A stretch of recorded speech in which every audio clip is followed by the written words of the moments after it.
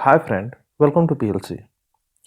आज के इस वीडियो में हम लोग एक सी प्रोग्राम बनाएंगे कंप्यूटर पे या मोबाइल में और उसे रन कराकर देखेंगे। ठीक है, आज का बस यही काम है। एक छोटा मोटा कोई भी प्रोग्राम बनाएंगे, कोई लंबा प्रोग्राम नहीं बनाएंगे।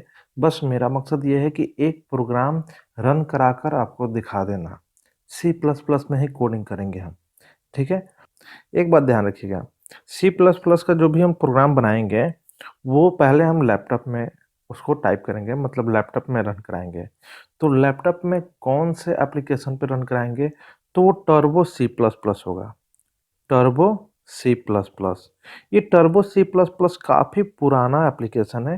हालांकि जो एप्लीकेशन में हम लोग कोडिंग करते हैं, रन कराते हैं, उसे एप्लीकेशन नहीं बोलते हैं, उसे आईडीई बोलते हैं। आईडीई, ठीक है। हालांकि आप एप्लीकेशन उसे बोल सकते हैं। तो हम लोग टर्बो सी प्लस प्लस में रन कराएंगे अपने प्रोग्राम को, और फिर उसके बाद मोबाइल में भी कोडिंग करके देखेंगे। तो मोबाइल में जिस एप्लीकेशन में हम लोग कोडिंग करेंगे उस ऐप का नाम है डिकोडर।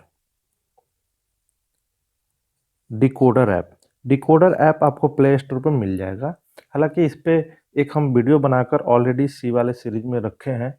उसमें हमने बताया है कि कैसे आपको डिकोडर ऐप यूज करना है। उसका लिंक हम डिस्क्रिप्शन बॉक्स में डाल देंगे, आप चाहें तो उसे देख सकते हैं। देखिए, लैपटॉप में अगर कोडिंग करते हैं तो बहुत सारा कंपाइलर है जिसमें आप सी प्लस प्लस का कोई भी प्रोग्राम को आप रन करा सकते हैं।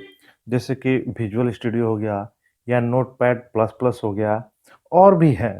लेकिन कोई भी बिगनर्स को जो नया नया कोडिंग सीखने आ रहा है, उसे टर्बो सी प्लस प्लस में ही कोडिंग करना चाहिए। क्योंकि बिगनर्स को क्या चाहिए? आसान सा यूजर इंटरफेस चाहिए।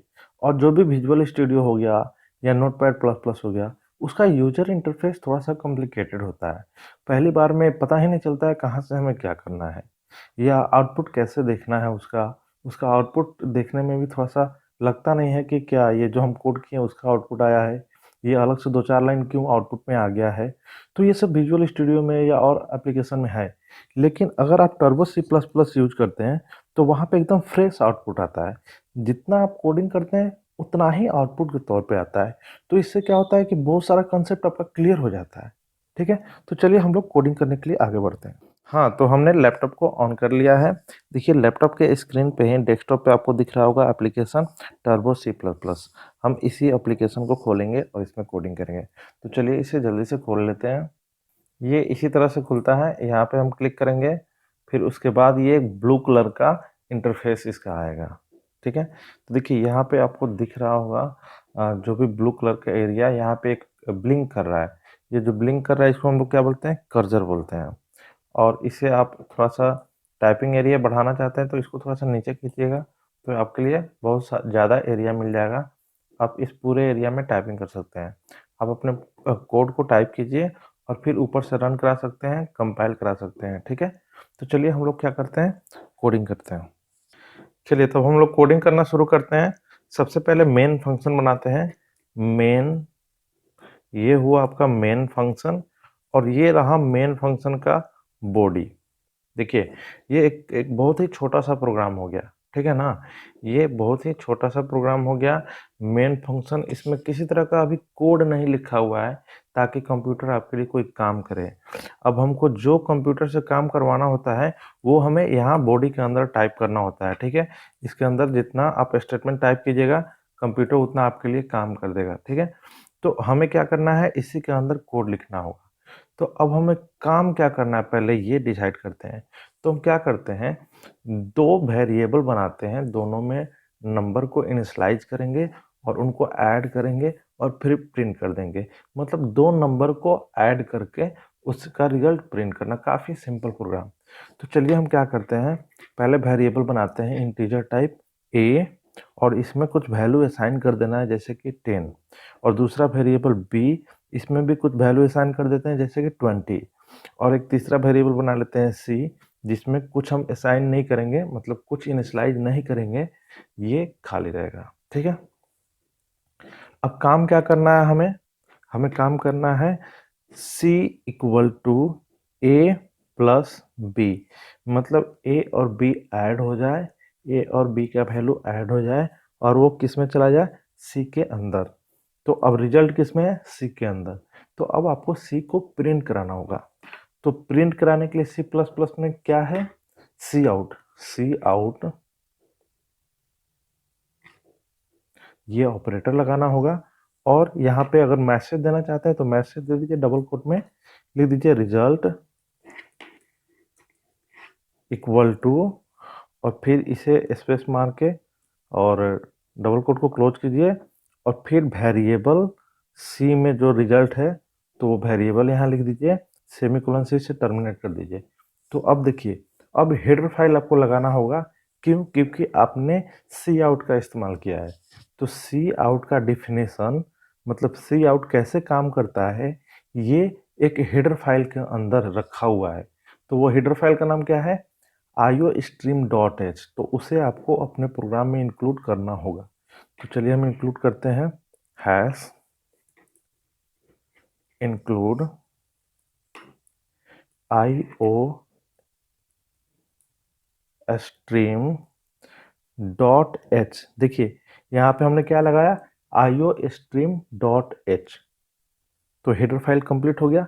अब इसे हम रन कराएंगे। तो देखिए टर्बो सी प्लस प्लस में आप रन कराते हैं तो रन कराइएगा तो भी पहले कंपाइल होगा फिर रन होगा, या आप पहले कंपाइल करके देख सकते हैं कि कहीं से कोई एरर नहीं ना है। तो पहले हम कंपाइल करते हैं। देखिए वार्निंग एक दिख रहा है लेकिन एरर एक भी नहीं है। एरर एक भी नहीं है, इसका मतलब प्रोग्राम आपका सही है। तो अब आप इसे रन कराइए। अब हम इसे रन कराते हैं। इसे अब हम रन कराते हैं। प्रोग्राम रन हो चुका है, आउटपुट भी आके चला गया।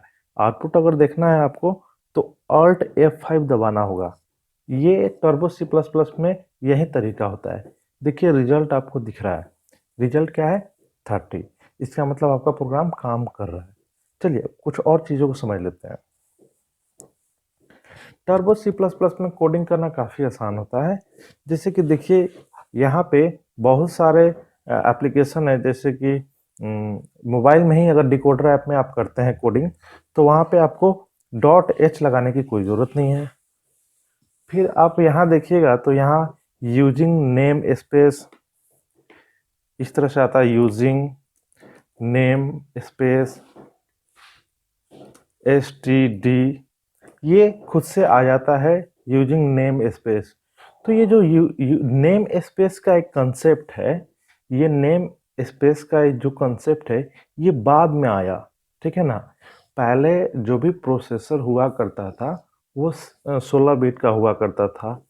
तो 16 बिट पे जो काम करता था प्रोसेसर, तो उसके लिए जब सी प्लस प्लस आया था तो वहाँ पे नेम स्पेस का कोई कंसेप्ट नहीं था। लेकिन जैसे 32 बिट या 64 बिट के लिए जब सिस्टम आने लगा तो वहाँ पे नेम स्पेस का कंसेप्ट आ गया सी प्लस प्लस के अंदर।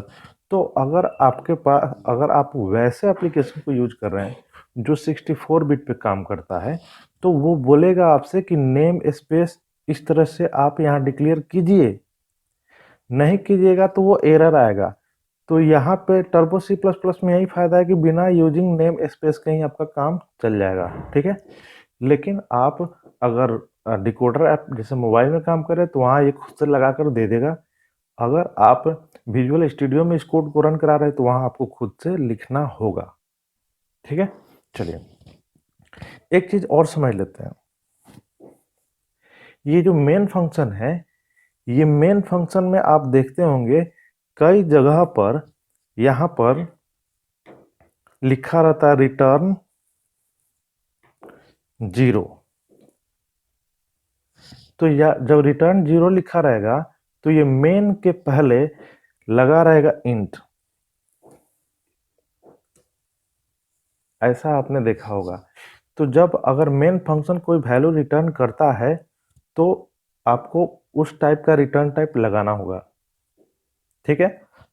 अगर यहां से कोई भी वैल्यू रिटर्न नहीं कर रहा है तो आपको यहाँ पे लगाना होगा void। हमने void छोड़ा था, ठीक है ना। हमने जानबूझकर void छोड़ा था क्योंकि हम नहीं चाहते थे पहले ही उसको समझाएं। हो सकता है आप उसको पहली बार में नहीं समझ पाते हैं, तो पहले जितना हमको काम करना था वो काम कर दिया, फिर आपको void से परिचित कराते हैं। तो जब आप फंक्शन का कंसेप्ट पढ़िएगा सी प्रोग्रामिंग में, तो वहाँ आपको पता चल जाएगा वॉइड क्यों लगाते हैं। जब कोई भी फंक्शन कुछ भी रिटर्न नहीं करता है, तो हम वॉइड लगाते हैं, और हमने ये नहीं लगाया था, इसीलिए एक वार्निंग आया था। ठीक है, तो यहाँ हमने वॉइड लगा दिया, अब किसी तरह का कोई वार्निंग नहीं आएगा। ठीक है ना। और देखिए, ये अगर हम वॉइड नहीं लगाते सी लैंग्वेज में, तो ये प्रोग्राम रन ही नहीं करता। लेकिन सी प्लस प्लस में अगर आप वॉइड नहीं लगाते हैं, तो बाय डिफ़ॉल्ट इंट मान के चलता है, बाय डिफ़ॉल्ट रिटर्न इंटीजर मान के चलता है, तो वो रन करा देता है। ठीक है ना, रोकता नहीं है आपको। तो ये थोड़ा बहुत फ़ायदा है सी प्लस प्लस में। तो यहाँ पे अगर इसको 100% करेक्ट करना होगा, तो यहाँ पे वॉइड लगाना होगा। ठीक है, अब इसको आप कंपाइल कीजिए। अभी एरर दे रहा है। यहाँ पे देखिए, यहाँ पे हमने डॉट एच छोड़ दिया है, इसी के लिए एरर दे रहा है। तो हमने डॉट एच लगा दिया। अब इसको हम कंपाइल करते हैं। देखिए, किसी तरह का कोई एरर है, किसी तरह का कोई वार्निंग है नहीं है, मतलब ये प्रोग्राम 100% सही है। देखिए, वार्निंग आता है तो वार्निंग से आपको कोई मतलब नहीं है, एरर नहीं होना चाहिए। अगर एक भी एरर आएगा तो आपका प्रोग्राम रन नहीं करेगा। तो चलिए अब इसको रन कराते हैं। प्रोग्राम रन कर गया। आउटपुट देखने के लिए ऑल्ट F5 दबाएंगे तो आउटपुट आ जाएगा। तो देखिए, पिछले वाला भी रिजल्ट दिख रहा है और अभी जो रन कराया है उसका भी रिजल्ट दिख रहा है। ठीक है ना। तो आप जितना बार रन कराइएगा, वो सब रिजल्ट आउटपुट स्क्रीन पर रहेगा। आप इसको रिमूव करना चाहते हैं तो उसके लिए CLR SCR आपको यूज करना होगा।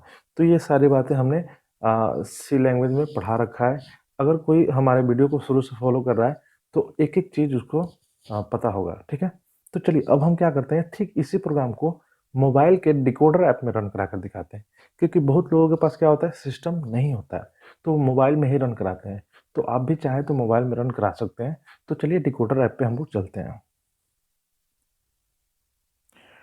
तो चलिए आपको क्या करना है, डिकोडर ऐप खोल लेना है। ये रहा डिकोडर ऐप। ठीक है, हम इस डिकोडर ऐप को खोलते हैं। फिर देखिए, ठीक है, ये डिकोडर ऐप खुल रहा है। जब डिकोडर ऐप खुलेगा तो थोड़ा सा इसका यूजर इंटरफेस आपको पहली बार में समझ में नहीं आएगा, फिर हम आपको हेल्प कर देते हैं। यहाँ पे देखिए कॉर्नर में राइट साइड एकदम बॉटम में कॉर्नर में देखिए आपको दिख रहा होगा स्टार्ट कोडिंग। ठीक है, यहाँ पे स्टार्ट कोडिंग पे आपको क्लिक करना है और फिर उसके बाद क्रिएट फर्स्ट फाइल पे क्लिक करना है। देखिए ये रहा क्रिएट फर्स्ट फाइल, तो इस पर क्लिक कीजिए। फिर इसमें से आपको लैंग्वेज चुनना है। इसमें से आपको क्या करना है, लैंग्वेज चुनना है। तो हमें किस लैंग्वेज में प्रोग्रामिंग करना है, सी प्लस प्लस में। इसमें आप जावा में भी कर सकते हैं। ठीक है, तो सी प्लस प्लस में हमें कोडिंग करना है, तो हम सी प्लस प्लस पे क्लिक करेंगे। तो चलिए इस पर क्लिक करते हैं। जैसे सी प्लस प्लस पे क्लिक कीजिएगा, ये आपसे फाइल नेम मांगेगा। तो फाइल नेम कुछ भी दे दीजिए, जैसे कि फर्स्ट प्रोग्राम। ठीक है, ठीक है, फर्स्ट प्रोग्राम इस फाइल का नाम हो गया। देखिए इस ये कौन से एक्सटेंशन लगा के सेव करता है, तो डॉट CPP। तो डॉट CPP से ही सी प्लस प्लस का प्रोग्राम सेव होता है। अब आपको क्या कर देना है, क्रिएट पे क्लिक कर देना है, तो आपका ये फाइल क्रिएट हो जाएगा। तो चलिए हम क्लिक कर दिए। देखिए ये फाइल क्रिएट हो गया और ये कोड विंडो आपके सामने आ गया। अब यहाँ पे आप कोडिंग कर सकते हैं। तो यहाँ पे थोड़ा सा यही फ़ायदा हो जाता है कि कुछ कुछ पहले से लिखा हुआ आपको मिल जाता है। जैसे कि देखिए यहाँ पे हेडर फाइल खुद लगा कर दे दिया है, यहाँ पे सी आउट एक लगा कर खुद दे दिया है, उसमें कुछ मैसेज डाल दिया है। मतलब आप इसे रन कराइएगा तो आपको ये ग्रीन बटन पे प्रेस करना होगा। तो प्रेस कीजिएगा तो अभी हेलो डिकोडर नाम का एक क्या हो जाएगा, मैसेज आपके स्क्रीन पे आ जाएगा। मतलब ये एक छोटा सा प्रोग्राम खुद बना कर दे दिया है, इसमें कुछ नहीं है, एक मैसेज प्रिंट किया जा रहा है। इस मैसेज को एडिट करके आप यहाँ अपना नाम भी डालिएगा तो वो क्या हो जाएगा, प्रिंट हो जाएगा। ठीक है, तो यहाँ पे हम वही प्रोग्राम बनाएंगे जो अभी हमने क्या किया था, टर्बो सी प्लस प्लस में बनाया था।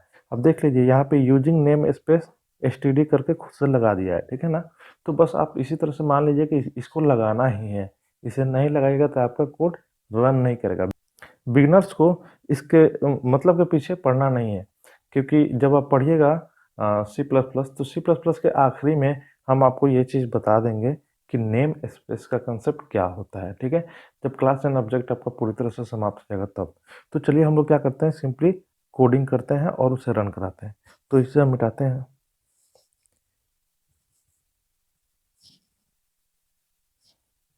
चलिए अब इसमें हम लोग कोडिंग करते हैं, तो इस पे हम क्लिक कर रहे हैं जहाँ कोडिंग करना है। मेन फंक्शन के अंदर हम क्या किए, कर्सर को सेट किए और एंटर दबाएं। हम यहाँ पे अभी कीबोर्ड अपना अटैच नहीं किए हैं, इसीलिए ये जो स्क्रीन पे कीबोर्ड आता है वो आपको दिख रहा है। आपके मोबाइल में भी इसी तरह से आता होगा। अगर कीबोर्ड साइड से लगा लीजिएगा ओटीजी केबल लगाकर, अगर आपके पास एक्सटर्नल कीबोर्ड है तो उसे लगा लीजिएगा मोबाइल में, तो ये थोड़ा सा फास्ट कोडिंग आप कर सकते हैं। तो यहाँ हमें क्या करना है, वेरिएबल बनाना है। एक ए वेरिएबल बनाना है, इसमें 10 इनिशियलाइज कर देना है। फिर एक बी वेरिएबल बनाना है, इसमें 20 इनिशियलाइज कर देना है। और एक वेरिएबल बनाना है सी। इतना ही ना काम हम किए थे, ठीक है। और फिर उसके बाद हम लोग क्या किए थे, C equal to A plus B.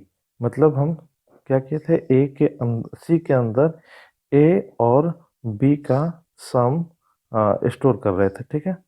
तो ए और बी का सम स्टोर करना है तो हमें क्या लिखना होगा, C equal to A plus B और सेमीकोलन, ठीक है।